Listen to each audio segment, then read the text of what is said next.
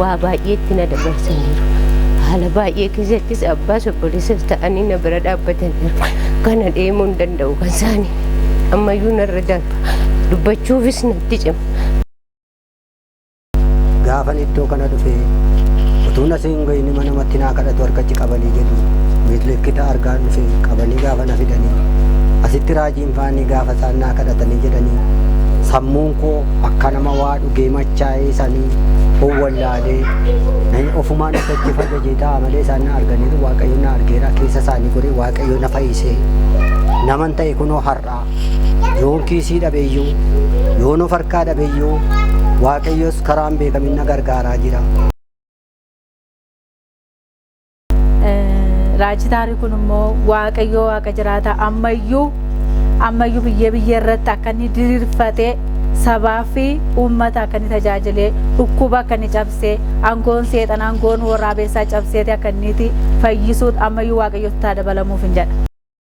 Bakka ankadeessa yuuyi waan an godhu dhabee mana namaa liqii dhaqee na abdachiisanii na dhowwataniiru. Bakka dhugaa dhagaa kun.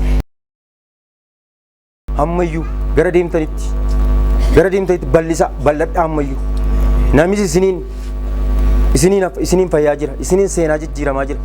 Waldaan kun immoo laga kanatti jechuudha. Waldaan kun laga kana dhaabachuun isaa jechuudha. Uummata eessaa ka'ee mandarri gamaaf gamanaa jechuudha. Boonee bashannanee jiraachaa maaliif Waaqayyo addana buufatee waan jiruuf jechuudha. Waldaan tokko akka masaratitti dhaabatee jira. Kanis sabaaf dhaabate waldaa laga sanaatti laga xaafii kan jiru uummati laga sanaa isaan fayyaa jira. Waldaa sana dhanna jedhaa jiru. Sitti mee ture waa'ee seenaa nama waan baay'ee haasaan gurguddoota namaatu addanii iyyaafachaa jira. Harkinni dhaqee itti buusellee hin fayyana dhukkubsataaf fayyaadu jaamaaf gurgurtii isaan banama jedhanii waan baay'ee haasaa deemu. Har'umarraa mana mataa isaa waan baay'een dhagaa ture.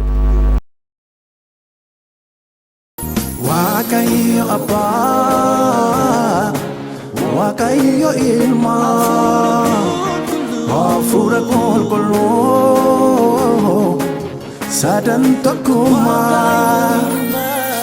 Waaqayyo Abbaa Waaqayyo Ilma Hafuura Qulqulluu sadan tokkummaa. Kana malee siin kanan waaqessoo. Kana malee siin kanan waaqessoo. Alanoo